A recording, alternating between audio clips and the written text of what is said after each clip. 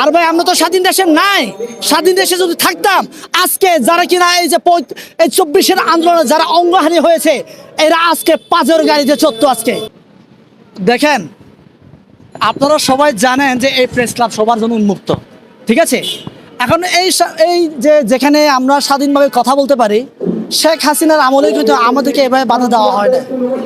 কিন্তু দেখেন আমাকে আজকে এখানে কথা বলতে দিচ্ছে না।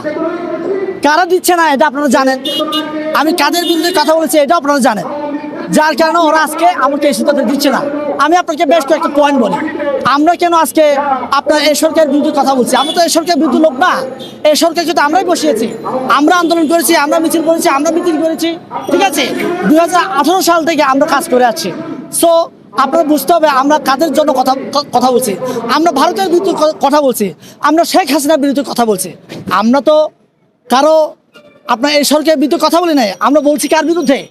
যারা শেখ হাসিনাকে পুনর্বাসনের চেষ্টা করছে আমরা তার বিরুদ্ধে কথা বলছি। যারা আপনার ভারতের দাবিদারি করছে আমরা তার বিরুদ্ধে কথা বলছি।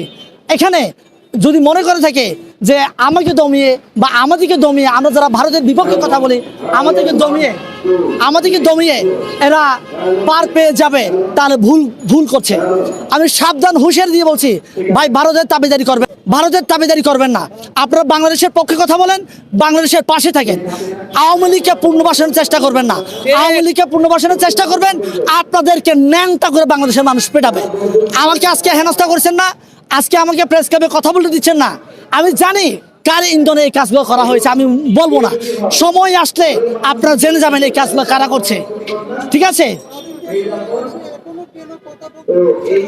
আর ভাই আমরা তো স্বাধীন দেশে নাই, স্বাধীন দেশে যদি থাকতাম আজকে যারা কিনা এই যে 24-এর আন্দোলনে যারা অঙ্গহানি হয়েছে এরা আজকে পাঁচের গাড়িতে চড়তো। আজকে যারা কিনা পাঁচের গাড়িতে চড়তে পারছে না, যারা কিনা পাঁচের গাড়িতে চড়ছে ওরাই হচ্ছে বিগত 15 বছর ধরে ছাত্রলীগের কমিটিতে ছিল। এরা ছাত্রলীগের কমিটিতে পদধারী নেতা ছিল। এরা আজকে ওরা শাসছে, শেখ হাসিনাকে দু একটি গালি দিলে আর মনে করছে এরা আওয়ামী লীগ থেকে দূরে চলে যাবে।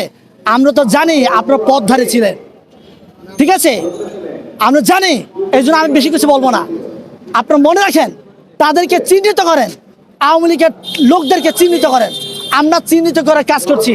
এই যে আজকে আমাদের প্রোগ্রাম আছে একটু পরে, কারা করছে? আমরাই করছি। আওয়ামী লীগের পুনর্বাসন চাই কারা? আওয়ামী লীগে ওরাই পুনর্বাসন চায়, তারাই যারা বিগত 15 বছর ধরে শেখ হাসিনা থেকে কোটি কোটি টাকা নিয়েছে, যারা কিনা শেখ হাসিনার পা চেড়েছে, যারা কিনা ভারতের পা চেড়েছে, তারাই আজকে আওয়ামী লীগকে পুনর্বাসন দিতে চায়, তারাই আজকে কাউন্সিলরদেরকে পুনর্বাসন দিতে চায়। আমি তাদের বিরুদ্ধে তীব্র নিন্দা জানাই, যারা কিনা আজও 2000 মানুষের রক্তের উপর বসে এরা এই অকাম কুকামগুলো করে যাচ্ছে, তাদেরকে আমি তীব্র নিন্দা জানাই।